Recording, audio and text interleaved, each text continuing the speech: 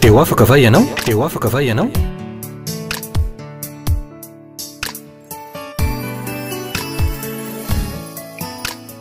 Fandarana iarana fiangonana Refi Androndra kely. Miarabantsika rehetra amin'ny anaran'i Jesosy ny mpanompon'Andriamanitra amin'ity fandaharana mahafinaritra izay fanarantsika ity tompoko ary mirary ny fiadanan'Andriamanitra ho ao aminao sy ny tokantranonao. Ity ampanomboana dia hivavaka avy hatrany satria tenin'Andriamanitra izay hitondra soa sy fitahiana ho an'ny fiainanao no zaraina eto androany. Hivavaka tsika tompoko.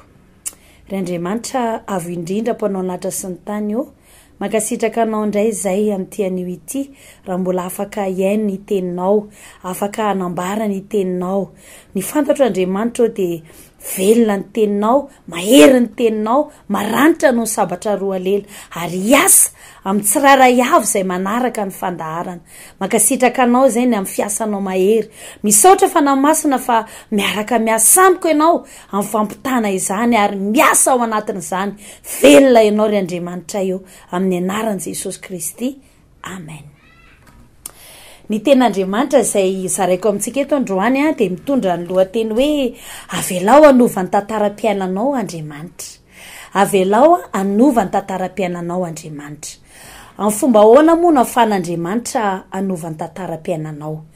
Tsy afaka hiasa eo amin'ny fiainan'ny olona Andriamanitra raha tsy tafiditra eo amin'ny fiainan'ny olona anankiray. Anetsy hijery isika tranga vitsivitsy izay niseho tato anatin'ny tenin'Andriamanitra rehefa nahita hirika teo amin'ny fiainan'ny olona Andriamanitra. Mazava ho azy aloha fa tsy afaka hanova ny tantaram-piainan'ny olona Andriamanitra raha tsy tonga ao amin'ilay fiainan'ny olona, raha tsy mahita hirika hidirana eo amin'ny fiainan'ny olona na hoe tafiditra eo amin'ny fiainan'ny olona Andriamanitra, izay vao afaka hetsika hanova ny tantaram-piainany. Hijery tranga naky 5 eo tsika izay mampiseho hoe inona ny zavatra mitranga rehefa mahita hirika eo amin'ny fiainan'ny olona Andriamanitra. Ato amin'ny Exodosy 4:10 aloha dia ho jerentsika ny tenin'Andriamanitra. Ity Exodosy 4:10 ity dia mitantara ny amin'ny zanak'Israely izay tsinona vahoaka izay tany amin'ny tany Egypta izy ireo. Tany izy dia nandeha rery tsy niaraka tamin'Andriamanitra fa dia onjonjon'izy ireo rery andevo tao amin'ny tany Egypta. Kanefa taty aoriana dia izao hoe nanapa-kevitra Andriamanitra fa hiamangany ireo, hiditra eo fiainan'izy ireo tamin'ny alala Mosesy izay tonga teo amin'izy ireo hitarika azy, izay no hirika ny idiran'Andriamanitra teo amin'ny fiainan'izy ireo.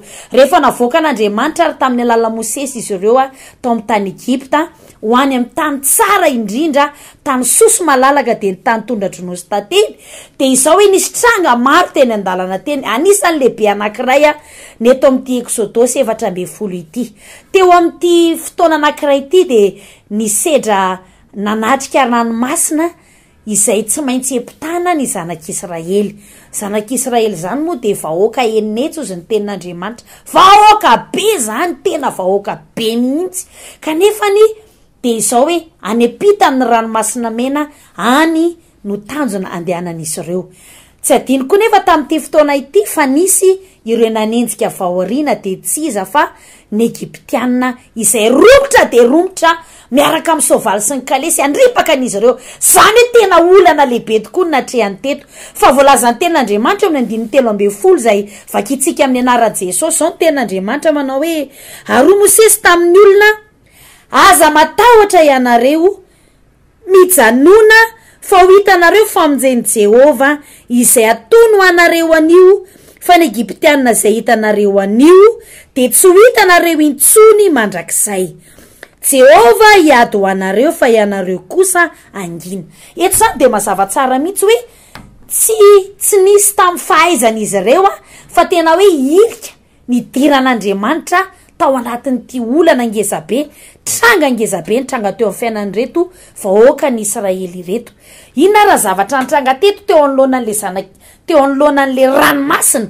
Rehefa Andriamanitra ny tonga nampiseho ny heriny niasa teo Andriamanitra, satria izy ny tenin'ny Mosesy hoe Jehova niady anareo. Inona zavatra mitranga rehefa Andriamanitra no miady, rehefa Andriamanitra no miasa na hoe mahita hirika ao anatin'ny tranga ny zavatra anankiray. Tito sao de tena tranga ngezabe zany hoe ranomasina manoloana enjehan'ny Egyptianina faorina fa tamin'io fotoana io eny tsara ny zavatra nitranga rehefa tonga Andriamanitra nanio rehefa tonga Andriamanitra niasa tao anatin'izany tranga lehibe zany nahita irika na melan'Andriamanitra apisy irika n'Andriamanitra tao amin'ny fotoana io any zanak'Israely de nijanona tokoa izy fa navela Andriamanitra anao izay zavatra hainy teo amin'ny fotoana io hitantsika tsara fa ny tenin'Andriamanitra eto de mitantara fa tena zavatra mbola tsy nisy teto ambonin'ny tany ary tsy misy olombelona mahavita an'izany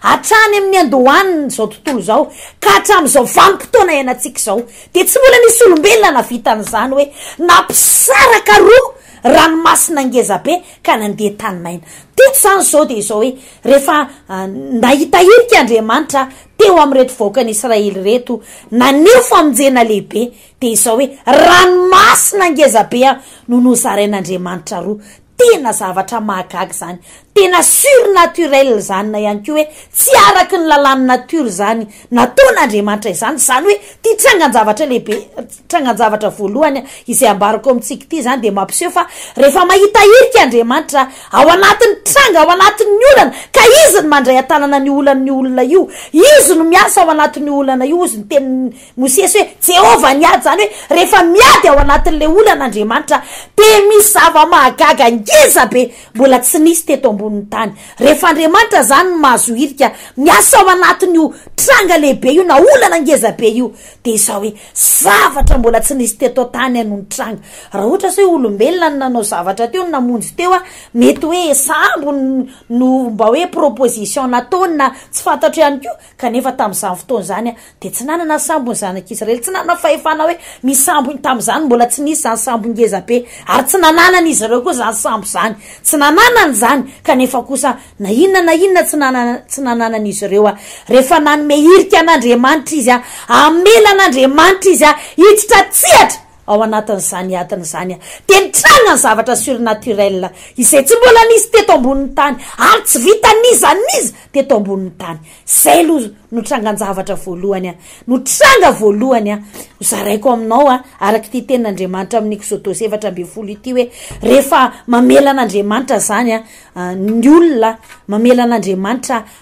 irika ampiseho iady manoloana an'io zavatra mitranga eo amin'ny fiainan'ny olona io de toy izany ny zavatra mitranga namela ny vahoakan'Israely tena nijanona tokoa izy ary navelany Andriamanitra iadiny teo tsy nisy avy amin'zareo tsy hoe ny tovolahy tatsy nanangana an'izao ny vehivavy tatsy nanao ady ohatr'izao tena nijanona tokoa ry zareo fa Andriamanitra no niady Andriamanitra no niady de tena zava-mahagaga tena surnaturel no mitranga riavana tao anatin'ity ohatra ngezabe tranga ngezabe zay tsy ohatra nanganongano fotsiny fa tena zava-nisy marina teo amin'ny tantara teto ambonin'ny tany tato amin'ity bokin'ny Exodus ity zay aloha anankiray izay hoentiko amintsika hijery indray zany tsika tranga faharoa manaraka izay zany tranga voalohany zay ambara amintsika hoe inona no mitranga rehefa avelan'ny olona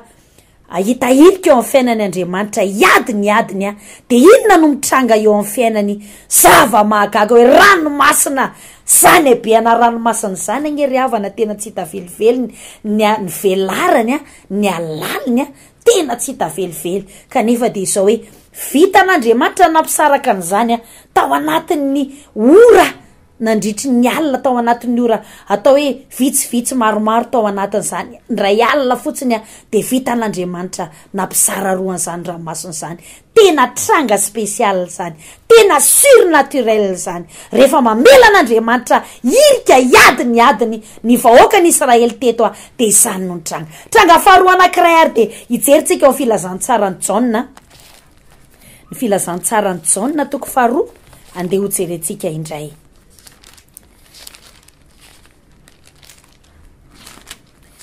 ity filazantsarany Jaona toko faharoa ity izay betsaka loatra ny olona mahafantatra nyity tantara ity fa izy ity de mikasika ny fampakaram-bady taokana tao amin'ity fampakaram-bady taokana ity de izao zavatra nitranga rehefa anao fampakaram-bady reto mpivady reto mpivady vao reto zany mpivady ifampakatray reto de izao nampiavaka ny fampakaram-badin'izy ireo Jesosy Kristy invité tao.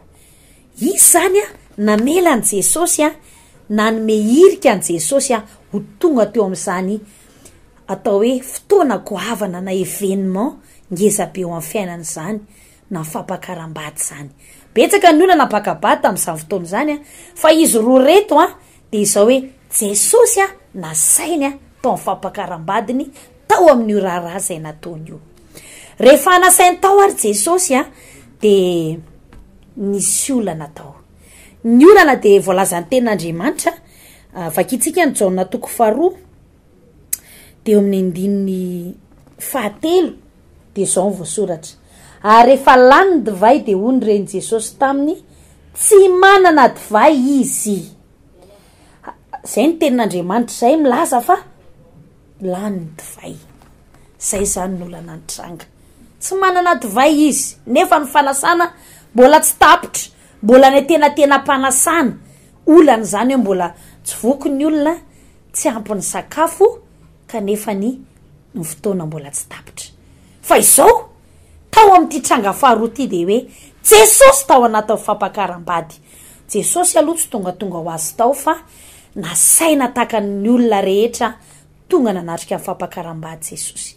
Rehefa tonga tao ary Jesosy, rehefa nomena hirika Jesosy tao anatin'io fampakaram-bady io de izao hoe naeno ary nafantatra ny olana zay nisy tao izy. Nampahafantarina Jesosy ary ny olana. Zay tena goavana be sady nasainy Jesosy tonga tao amin'ny fampakaram-bady no nampahafantarina Jesosy izany olana izany.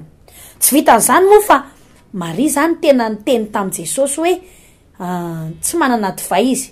Teny taminazy ankolaka hoe manome hirika anao zay hiditra tsihatra ao anatin'ity olana izay mitranga tao anatin'ity fanasana ity.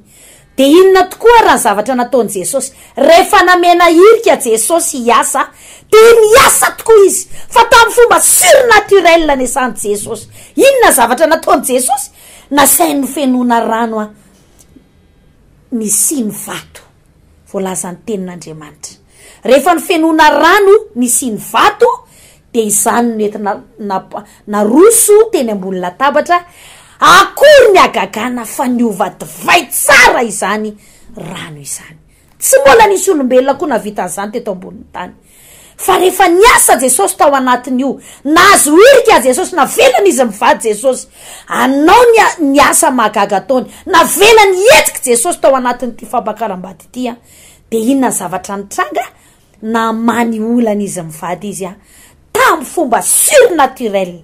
Rehefa miasa Jesosy omena hirika amale olana Jesosy de izany noetsika na fomba famahany Jesosy ny olany mahagaga anazy de tena tsy mbola nisy ohatr'izany tokoa teto ambonin'ny tany. Rano mangatsika tsy nitapohana ninina de lasa divay. Ry havana izany nitranga, izany no zavatra miseho rehefa mamela an'Andriamanitra ahita hirika anio ny asany eo amin'ny fiainan'ny olona. Zay tranga faharoa. Tranga fahatelo indray de ijery indray tsika eo amin'ny filazantsara ny Jaona ihany. Ny Jaona 2 de mitantara ihany koa tranga anankiray lehibe.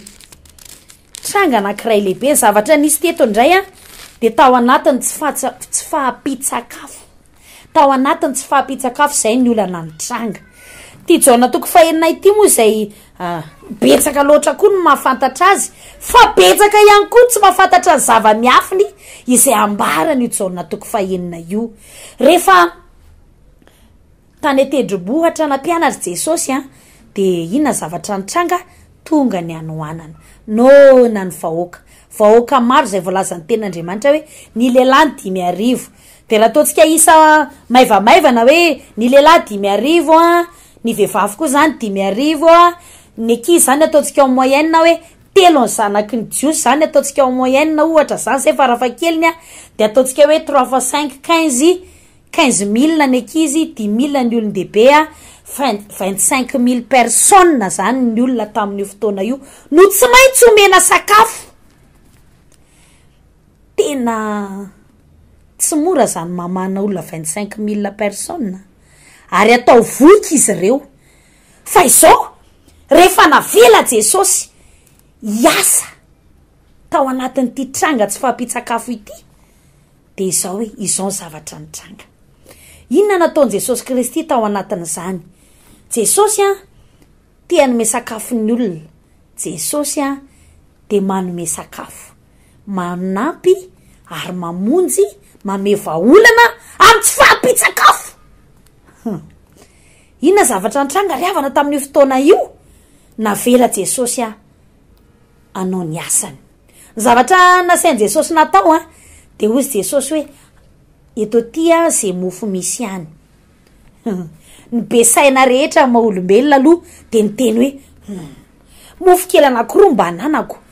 Ozy ny fitentsika mofo roa ve de mba ho aiza? Allo prime fa tsy ampy io.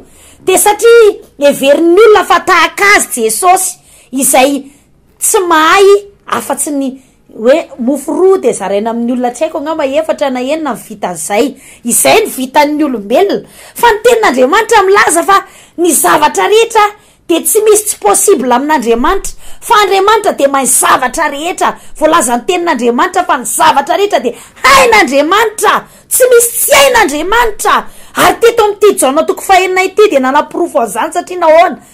Rehefa niteny ary Jesosy hoe ameo mofo zay misy any. Nisy fotoana aloha izy nitsapa mpianatra hoe aiza ividany mofo reo, ividiany mofo reo. De zareo moa somary niasa saina kely fa fitsapana ihany zany. Fa aveo Jesosy de mbola niteny baiko, nanome baiko faharoa hoe misy mofo ve any? Inona zavatra anananareo any? De mofo 5 sy trondro 2.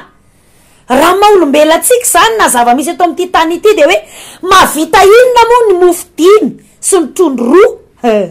Mofo 5 ve de mba ho aiza? Kanefa de zavatra nitranga teto de izao hoe rehefa namena an Jesosy le mofo 5 sy trondro 2, izay aloha zany ny tena zavatra lehibe nitranga teto hoe tsy nisy fitombona, tsy nisy zavatra nitranga teto raha tsy nanaiky itovolahy kely sy André nanome an'le mofo 5 sy trondro 2. Eto zany zao de namela an Jesosy izy irika ao anatin'le mofo 5 sy trondro 2 hiasa. Riavanao, na kily de kily aza ny zavatra misy teo am-pelantanana. Rehefa navela Andriamanitra ahita irika ao anatin'io zavatra kely io, de ny zavatra surnaturel indray ny tranga. Ny zava-mahagaga indray ny tranga satria nahoana? Mofo 5 sy trondro 2 na voikolona 25 000 na 5,4 alina.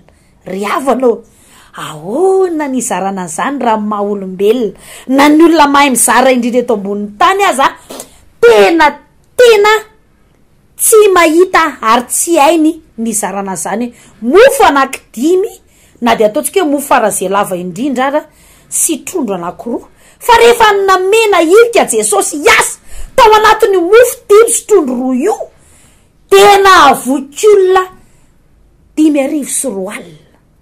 Petsaka ny olona riavana no mangetaeta izy mba te ahita zava-mahagaga. Eo ny olana ara-bola, olana ara-tsakafo, fa ny akamaroan'ny olona de zao tsy mamela n'Andriamanitra irika hiasa ao anatin'izany sakafony na olana ara-bola eo amin'ny fiainan'izany. Fa ny zavatra nitranga teto de izao hoe rehefa nanaiky tsotry ty tovolahy kely ty sy Andrea izay namela an Jesosy irika hiasa ao anatin'izany de ny zava-mahagaga nitranga tamin'ity fotoana ity. Fa avoky ny olona tamin'ny alalan'le mofo anankiroa sy trondro mofo 5 sy trondro anankiroa ary nisy ambony 12. Oh, tena tsy mampina amin'ny maha-olombelona, tsy takatra ny saina amin'ny maha-olombelona. Fa izany Andriamanitra, izany Jesosy. Zao moa lazay ny tenin'Andriamanitra any amin'ny Jeremia 2:30 5:20 manao indro zao ny Jehovah Andriamanitra ny nofo rehetra. Moa misy zava-mahagaga zay tsy haiko va? Zany hoe ninona zany zavatra hafa tsy fahitatsika eto ambonin'ny tany, zavatra mahagaga rehefa karazana fahagagana zany de tsy zavatra sarotra amin'Andriamanitra fa izy de Andriamanitra ny fahagagana ary tena mahay manao zava-mahagaga. Zay ny volazan'ny Jeremia hoe indro zao izy Andriamanitra no Andriamanitra ny nofo rehetra, tsy hoe Andriamanitra fanahy ihany Andriamanitra fa izy nanao ny olombelona, nanao ny nofo izy, nanao ny trondro, nanao ny olombelona de hain'Andriamanitra. Raha ohatra ve ohatra misy olona tena Andriamanitra hovaina trondro, possible zany vitan'Andriamanitra zany, fa zany hoe tsy ataon'Andriamanitra hovaina trondro atao inona moa io olo raha tsisy ilana zany. Fa teto de nilaina olana ngeza be hoe tsy ampy sakafo naona ny olona 5,4 farafakeliny fa nanehoany Jesosy ny asa, ny faherezany, ny maizy azy rehefa nomena irika atao amin'ny mofo 5 izy sy trondro anankiroa. Jery ny tranga faefatra indray aritsika. Izay aloha ny tranga anankitelo fa ny faefatra de izao. Ijeritsika eo amin'ny asan'ny apôstôly toko 9.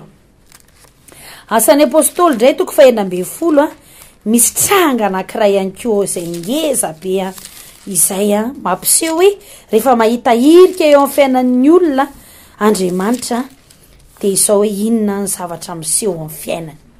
Eto amin'ny asan'ny apôstôly toko 9 ity eo amin'ny 15 manomboka amin'ny 7 13 de mitantara ny tenin'Andriamanitra fa eo amin'ny 13 ary no nefa nokapohany mafy de mafy izy de nataony tao an-tranomaizina ka nasainy ny ambina azy tsara ny mpiandry tranomaizina. Ary rehefa nahazo teny toy izany raha lehilahy de nataony tao amin'ny tranomaizina anatiny indrindra izy ary ny tongony no bolokiny mafy tamin'ny boloky hazo. Ity tranga faefatra ity indray de izao hoe Paoly sy Silasy ny gadra. Ary rehefa nigadra izy de ny bolokina hazo ny tanany sy ny tongony ary tany amin'ny tranomaizina farany anatiny indrindra no nisy an'izy mirahalahy ireto. Inona raha zavatra ny tranga? Namelan'Andriamanitra iasa, namelan'Andriamanitra irika teo amin'ny fiainana izy na de tany an-tranomaizina ary. Tsy vitsy ny olona ao anatin'ny olana mafy amin'izao fotoana izao de monina eran'ny tanàna, mametsiny azaro, mametsiny azato, zany ny ataon'ny olona rana ihany zao, makatsy ny makaroa. Fa izy ro lareto izy ireo de lehilahin'Andriamanitra Paoly sy Silasy fa tsy nanometsiny nataony fa namelan'Andriamanitra irika izy. Inona nataony ozy ny tenin'Andriamanitra amin'ny 5 enotsika ny tenin'Andriamanitra amin'ny anaran'i Jesosy. Ary noho namatonalina dia nivavaka sy nina fiderana an'Andriamanitra Paoly sy Silasy ary ny aino azy ny mpifatotra. Ry havana, tena mahafinaritra be zany. Nataon'izy mirahalahy reto de nivavaka nira fiderana.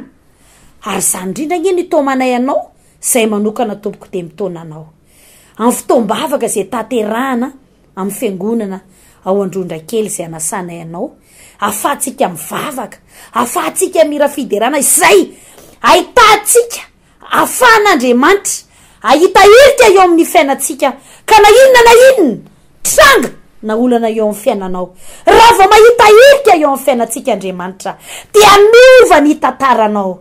Na aveliko ihany hoe nomeko an'izay lohateny zay ity tenin'Andriamanitra ity hoe avelao Andriamanitra anova ny tantaram-piainanao, avelao anova ny tantaram-piainanao Andriamanitra.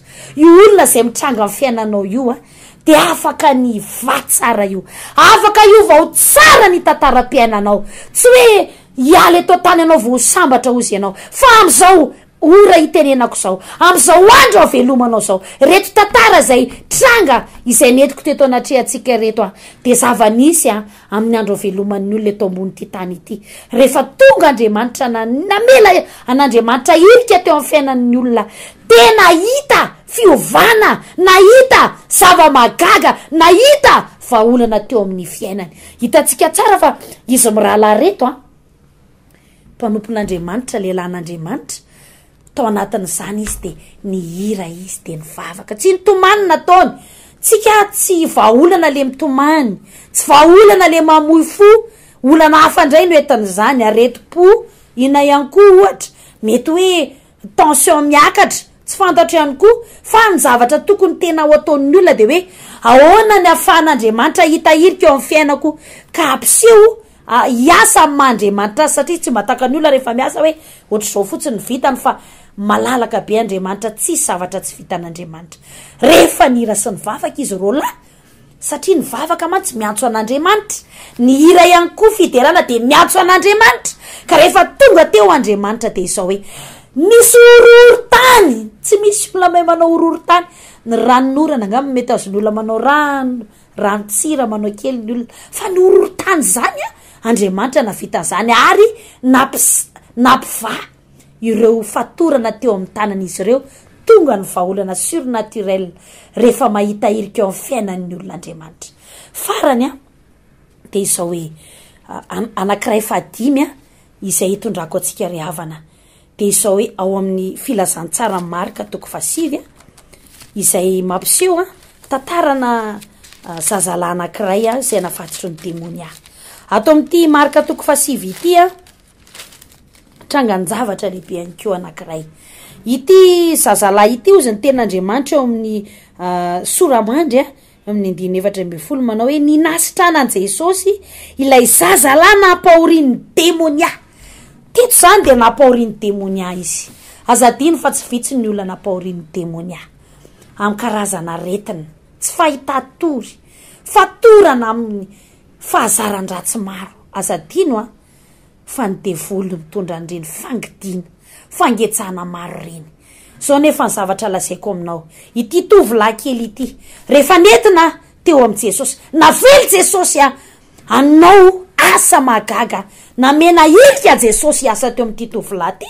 de voalazany tenin'Andriamanitra fa afaka tamin'izany fatorany zany nafahan Jesosy tamin'izany fatorany demonia zany ity tovolahy ity ry havanao tsy fantatro hoe manao ahoana zao ny trangan-javatra eo amin'ny fiainanao averiko ihany hoe avelao Andriamanitra anovany tantaram-piainanao amin'ny fomba ahoana nafan'Andriamanitra anovany tantaram-piainanao miankina amin'ny fanapahan-kevitra lehibe indrindra izany isika zany mila manapa-kevitra hoe amela an'Andriamanitra ve isika ahita hirika amela hirika an'Andriamanitra ve isika hiasa eo amin'ny fiainatsika raha eny ny valiny de izao ahoana zany mamela an'Andriamanitra hirika izany ianao isika ry havana de izao hoe isika mihitsy no mitondra ny fiainatsika ho eo amin'ny Jesosy ity zazalahy ity zao tranga farany izay netiko tamintsika de izao netiny rainy izy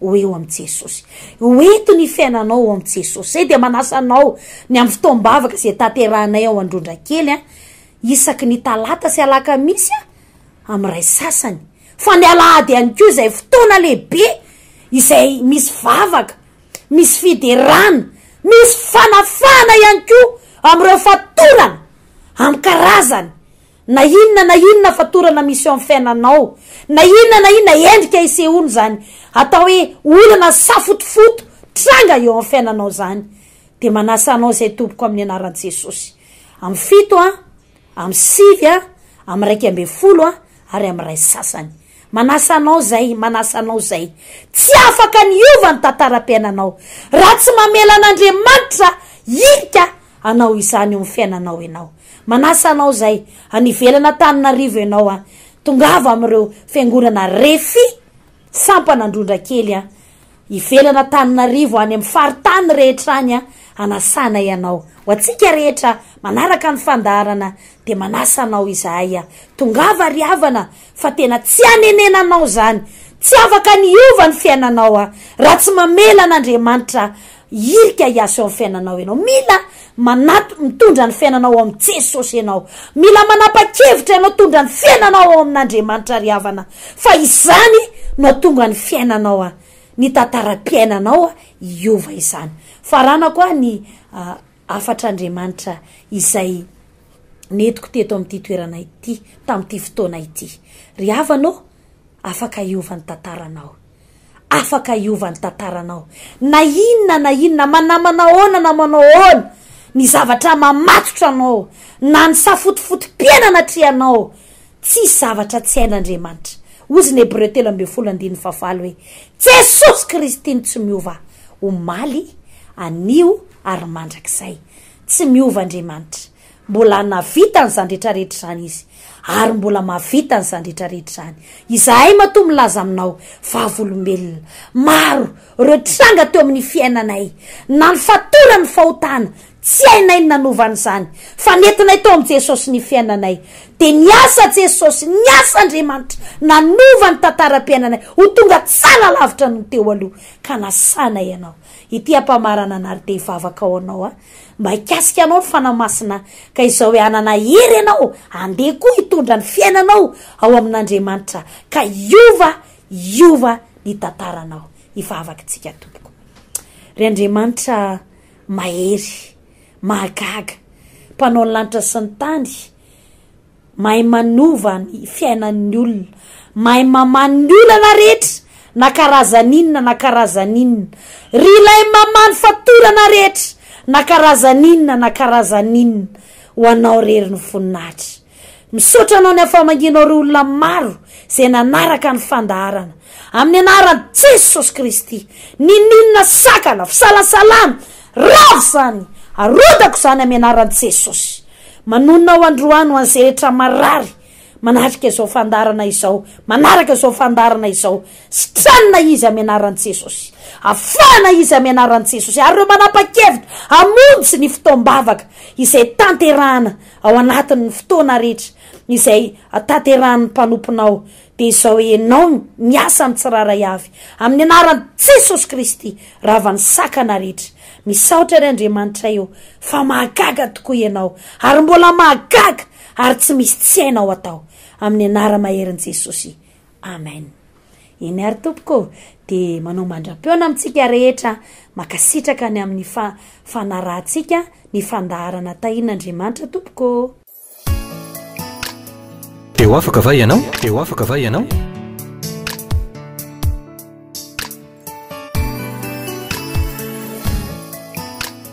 fandaharana iarana fiangonana Refi androndra kely